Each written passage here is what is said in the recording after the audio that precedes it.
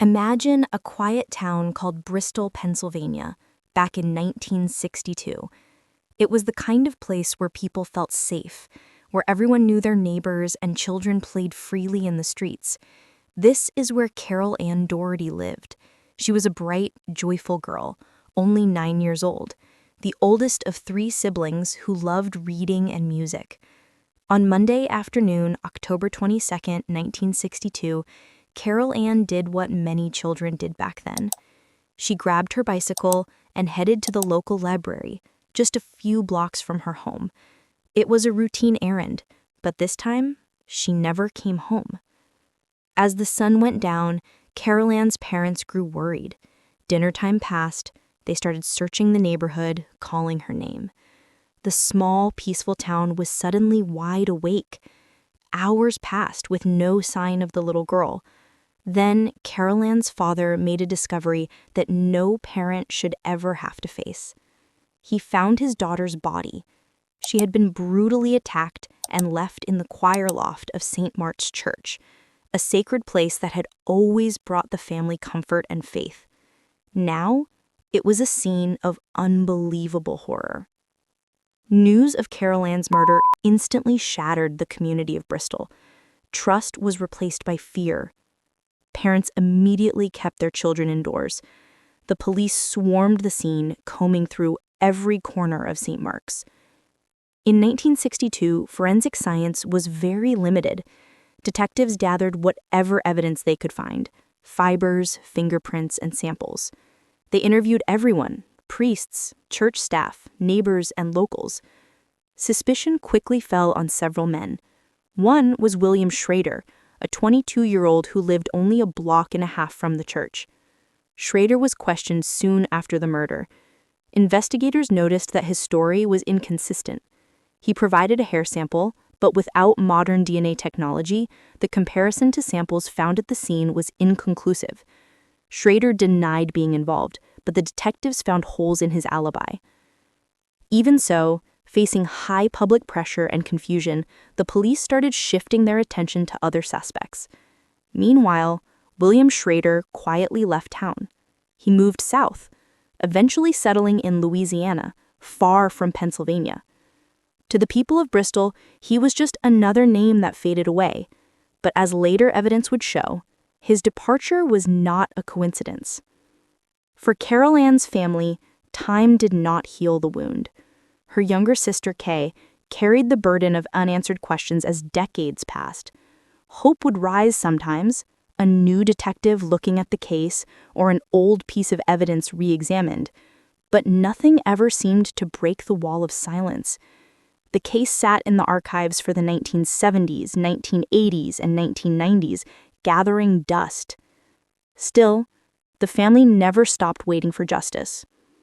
Even as generations changed, the people of Bristol never forgot the tragedy inside St. Mark's Church. Residents who were children in 1962 still remembered their parents' fear. A local radio personality, Mike Maselli, whose cousin was the police chief at the time of the crime, later launched a podcast dedicated to the unsolved case.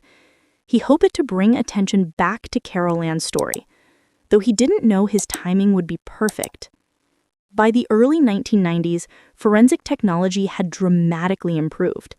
DNA profiling was changing how cold cases were solved. Investigators reopened Carol Ann's case and retested 141 hair samples collected over the years. Suspects were eliminated one by one until only one remained: William Schrader. However, despite the strong result, the evidence still wasn't powerful enough for formal charges. The technology could confirm that Schrader's hair was consistent with the crime scene samples, but it could not conclusively identify him as the killer. It was another painful near miss. But this new clue reignited interest in law enforcement. The name William Schrader surfaced again with renewed focus. As investigators dug deeper into Schrader's life after he fled Pennsylvania, what they found was deeply disturbing. In Louisiana, Schrader had a history of sexual abuse against young girls, including members of his own family. Decades later, his own stepson came forward with information that would change everything. In interviews with investigators, Schrader's stepson revealed that Schrader had confessed twice, saying that he had murdered a little girl in a Pennsylvania church. This confession was the major breakthrough the case had been waiting for. Armed with this new witness testimony and decades of accumulated evidence, the Bucks County District Attorney's Office put together a grand jury to officially review the case. Prosecutors presented every detail: the crime scene evidence, Schrader's failed alibis, the forensic testing, and now the chilling confession heard by Schrader's stepson. Piece by piece, the puzzle finally came together. In 2023, after an agonizing 63 years, the grand jury reached its conclusion. William Schrader, who had died back in 2002, was formally identified as the man responsible for the rape and murder of 9-year-old Carol Ann Dougherty. For the Dougherty family, the answer came too late for justice in court, but it was not too late for peace. After more than 6 decades of silence, the truth had finally been spoken. Even though the killer could not face trial, the final confirmation of what truly happened allowed the family and the town of Bristol to finally breathe a sigh of relief. Let's go back in time. In the 1960s, before computerized databases or dedicated cold case units even existed, detectives relied mainly on interviews, fingerprints, and instinct. After Carol Ann's body was found in the church, the local police immediately called in help from Bucks County authorities. Dozens of officers worked nonstop. They spoke with everyone and gathered hair samples from potential suspects, including William Schrader. But fear had already gripped the town. People were too afraid to speak, thinking the killer might still be among them. Without eyewitnesses, a confession, or a clear forensic match, the investigation slowly stalled. Meanwhile, the Dougherty family was devastated. Carol Ann's father, the man who found her, carried that image for the rest of his life. Her mother withdrew from the world, and her little sister, Kay, grew up in the long, dark shadow of that night. Every family moment reminded them of what had been stolen. As the years rolled by, the case files were boxed up and archived, but the memory lingered. By the 1970s and 1980s, investigators would occasionally reopen the files, looking at stale reports, but limited resources and old technology kept the truth hidden. However, Kay, Carol Ann's younger sister, never gave up. As an adult, she became the voice of her sister's memory, writing letters and urging police not to forget. She often described her grief as a wound that simply would not heal. The early 1990s brought a turning point: DNA technology. In 1993, investigators made a crucial decision. They tested 141 hair samples from neighborhood men. One by one, suspects were eliminated until only one man could not be ruled out: William Schrader. He had long since moved to Louisiana. Though this finding was promising, the technology at the time wasn't strong enough to prove guilt beyond all doubt. So once again, the case went quiet. William Schrader's life after leaving Bristol was marked by secrecy. To the outside world in Louisiana, he seemed ordinary, working and raising a family. But behind closed doors, he was hiding a dark truth. Over the years, allegations of abuse surfaced within his own home. Family members described him as controlling and manipulative. Decades later, after Schrader's death in 2002, members of his own family finally started talking about what they had endured. Among them was his stepson, who held the final key to the truth. In 2022, as the Bucks County cold case team once again reviewed Carol Ann Dougherty's file, they decided to follow up on the Schrader family in Louisiana. When detectives contacted his stepson, what he told them was chilling. He revealed that years earlier, Schrader had confessed not once, but twice to murdering a little girl in a Pennsylvania church. He spoke of the act in disturbing detail. The stepson had lived with this secret for years, until investigators finally reached out.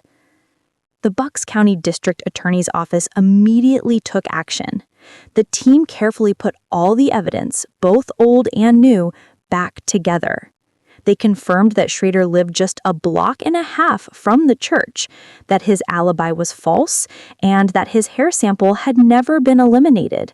And now they had his own confession through a family witness.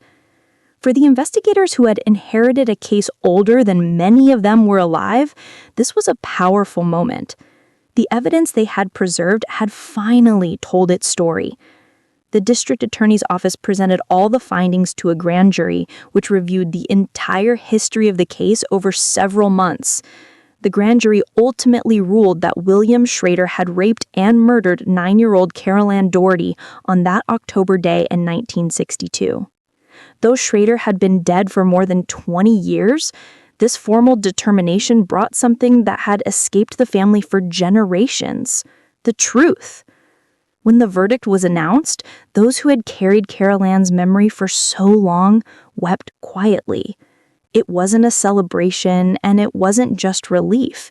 It was something much deeper, a true closure. For Kay, Carol Ann's younger sister, the moment was overwhelming. She had waited more than 60 years to hear her sister's name spoken in court again, finally linked to the person responsible. She publicly thanked the investigators who refused to let the case fade and the prosecutors who gave her family the truth they had sought for decades. For the town of Bristol, the announcement reopened old wounds, but it also allowed genuine healing to finally begin.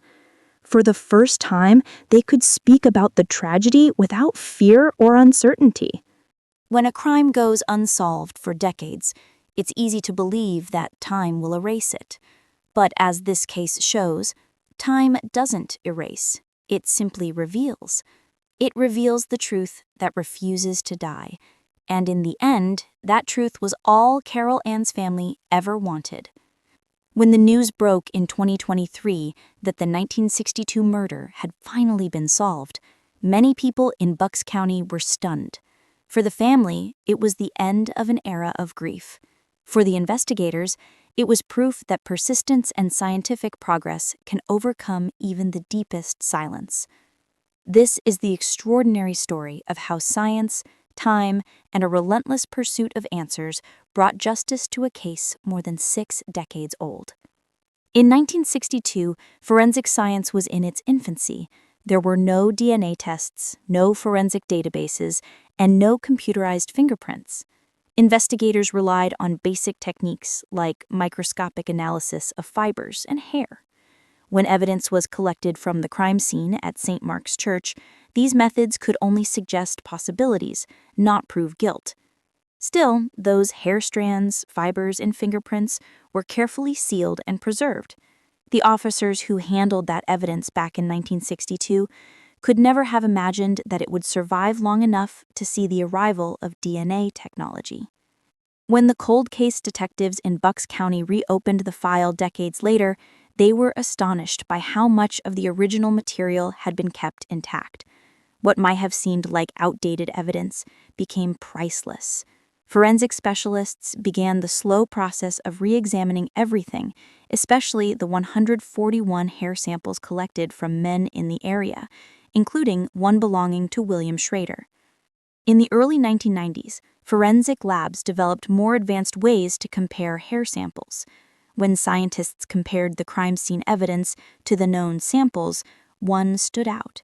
Schrader's hair was the only one that could not be eliminated. It was a small, almost invisible clue, but it started the unraveling of the case. Unfortunately, this finding only confirmed consistency, not definitive identity. Without a full DNA profile, the evidence was still circumstantial and not enough for a conviction. Investigators believed that someday, with better tools, the truth could be proven. Through the late 1990s and early 2000s, DNA analysis advanced rapidly, solving many impossible crimes. But in Carol Ann's case, decades of storage meant that some biological material had degraded too much for DNA extraction.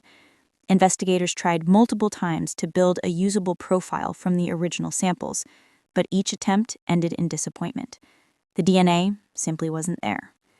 However, while science couldn't yet provide the final answer, human persistence and a crucial confession certainly could.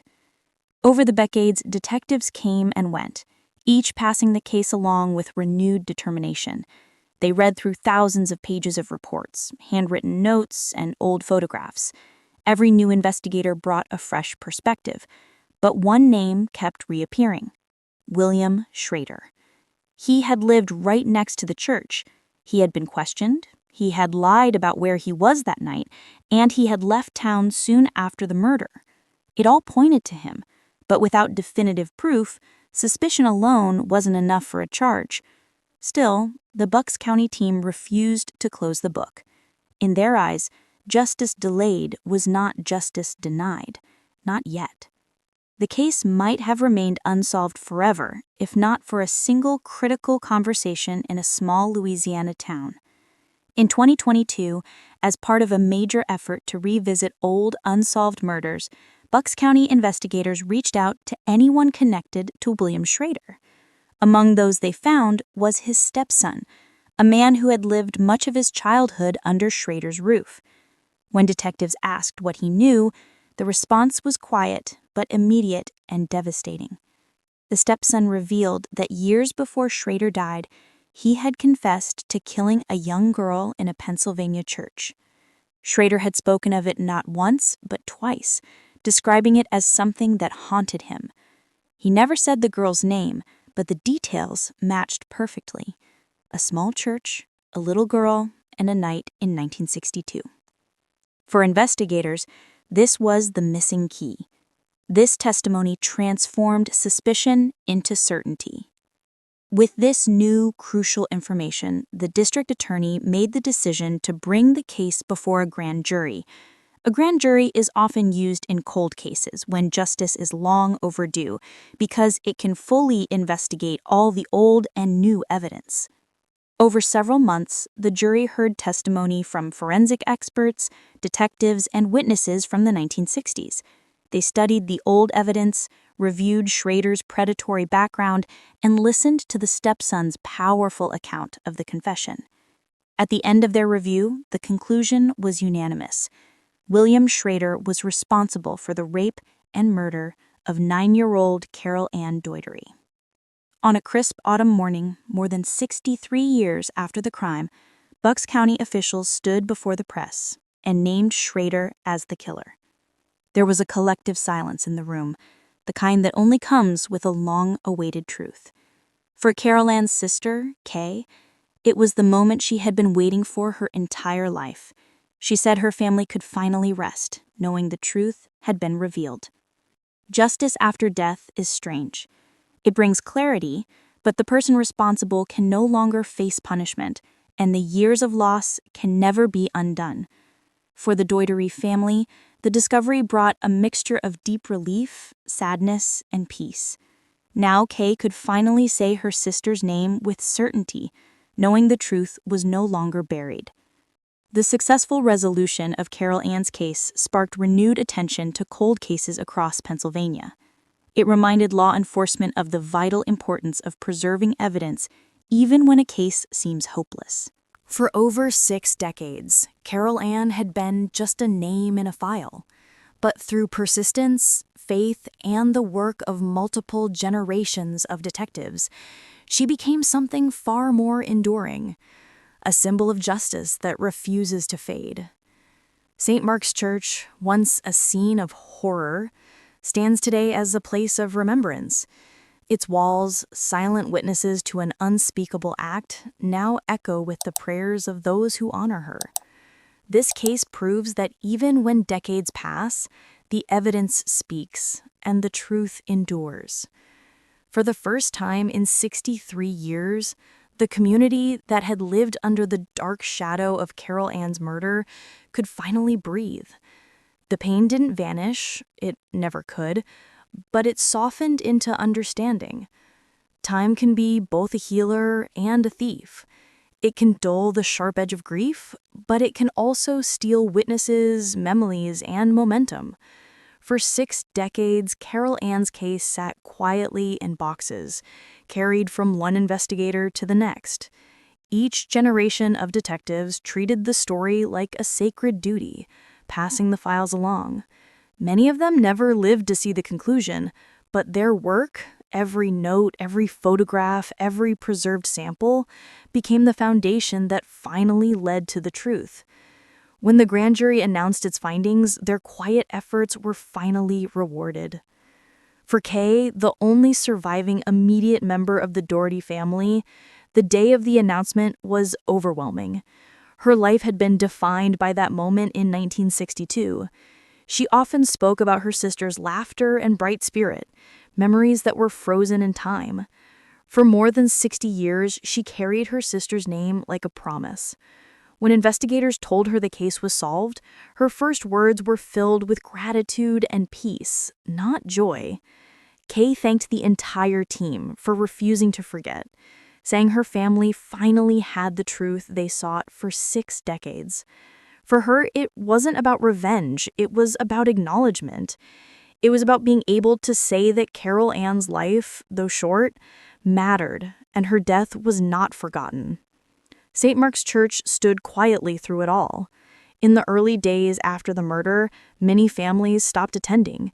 The silence in the choir loft was heavy with sorrow.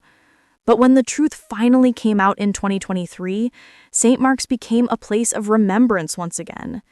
Parishioners lit candles and offered prayers not only for Carol Ann, but for every child's story that had gone unheard.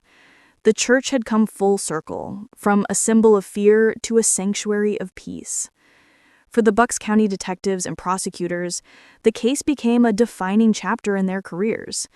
District Attorney Jennifer Shea credited the decades of meticulous record-keeping that made this outcome possible. Evidence that might have been lost or discarded in other places was protected, labeled, and archived. When the news spread through Bristol, reactions were mixed. Some people wept openly, others sat in silence, remembering where they had been on that October day in 1962. A small vigil was held near the church, where candles lined the steps and a photo of a smiling 9-year-old girl rested among the flowers. People came for closure. Carol Ann's case became a beacon of hope for other families still waiting for answers. It showed that no case is ever truly unsolvable, and that even the smallest piece of evidence can speak someday. Though William Schrader died in 2002, his name is now part of the historical record as the man responsible.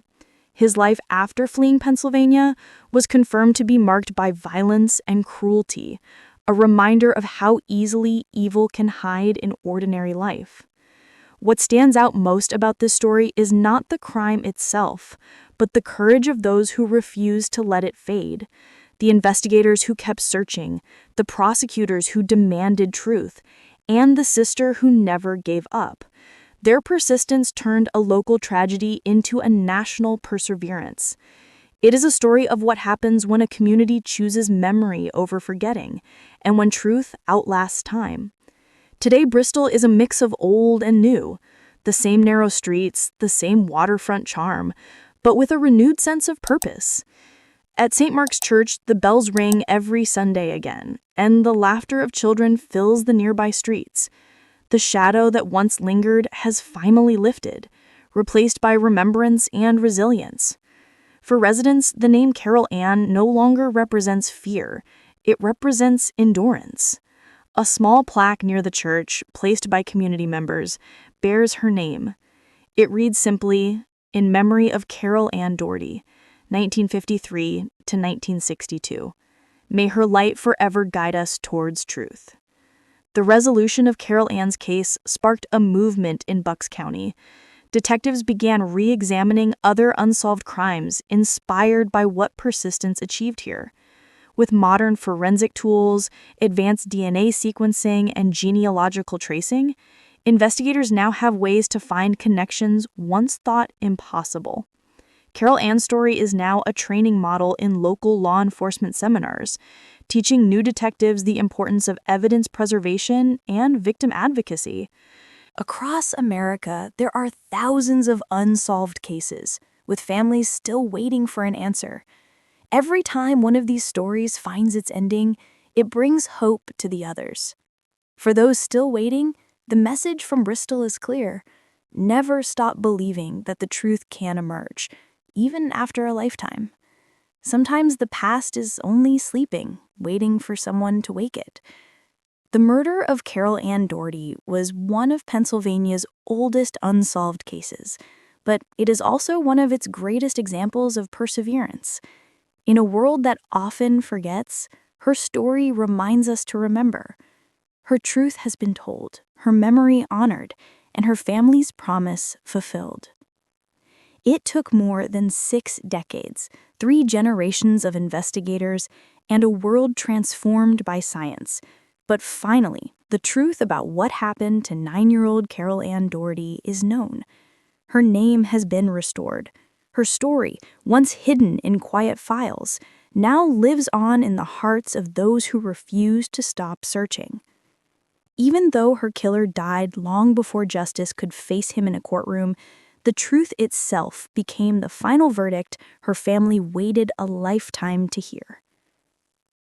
In the fall of 2023, when the Bucks County District Attorney's Office announced the grand jury's finding, the officials stood behind the podium not to reopen old wounds, but to finally close one that had been left untreated for far too long. The district attorney detailed the long, painful path from that October day in 1962 to the present. The years of investigation, the forensics, and the confession that broke the silence. And then she said the words that ended more than 6 decades of questions. William Schrader has been identified as the man responsible for the murder of 9-year-old Carol Ann Dougherty. For Carol Ann's sister, Kay, that moment was both heartbreaking and healing. She had been only a child when her sister was taken, but she carried that loss for an entire lifetime. When the announcement came, Kay spoke softly about her gratitude. She said her family could finally rest. The truth had arrived, not in vengeance, but in peace. She thanked the investigators who refused to stop searching, even long after most would have moved on. For her, the answer didn't erase the pain, but it transformed it. It gave meaning to the years of waiting, and it gave her sister's memory the justice it has always deserved. For the detectives and forensic specialists who worked the case, the closure brought a sense of fulfillment that words can barely describe. They had faced endless dead ends, shifting technology, and files written on yellowed paper. But when the truth finally came to light, their work stood as a testament to the idea that justice does not expire. In a press statement, District Attorney Jennifer Shaw called it a victory for persistence. She said, "Though nothing can bring Carol back, we can finally let her rest in peace, her truth revealed and her memory honored." Those words echoed across Pennsylvania, a quiet declaration that time cannot erase the truth. Bristol is a small town, but its heart has always been large. For years, the church where it happened stood as a reminder of tragedy. But after 2023, it became a symbol of hope. On quiet evenings, locals now walk past St. Mark's Church and see candles glowing in the windows, a tribute to a little girl whose story changed an entire community. The once unspoken fear that hovered over the town has been replaced with reverence and remembrance.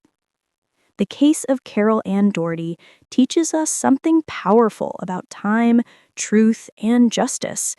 It teaches us that every file, no matter how old, deserves to be reopened, and that families, even after decades, deserve to know what happened to the ones they love.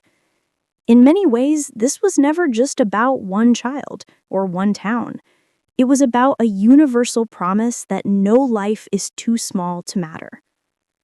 Cold case units across the United States are now using similar methods to revisit crimes once thought unsolvable. Every success story, every long-forgotten name returned to the headlines is a reminder of the power of progress and persistence, and it all began with stories like Carol Ann's. Within a year of the Dougherty case closure, more cold cases in the region were reopened for forensic review, driven by the spirit that answers are still possible. The light from Carol Ann's story didn't just illuminate her own truth, it lit a path for others. There's a certain irony to solving a case when the perpetrator is already gone. There's no trial, no sentencing, no courtroom drama, but that doesn't mean there's no justice. Justice takes many forms. Sometimes it's accountability, sometimes it's truth, and sometimes it's simply knowing. For the Dougherty family, the final conclusion meant Carol Ann could finally rest. Carol Ann was just 9 years old. She loved to read, to sing, and to dream. Her life was short, but her legacy is long. Through her story, thousands have been reminded of why truth matters and why every case deserves a voice. Even in silence, she spoke. Even in death, she inspired change. It took more than 60 years, but the truth finally found its way home. Her family waited a lifetime to hear the words that mattered most. And now, with her name cleared, her story told, and her memory honored, they and all of Bristol can finally rest.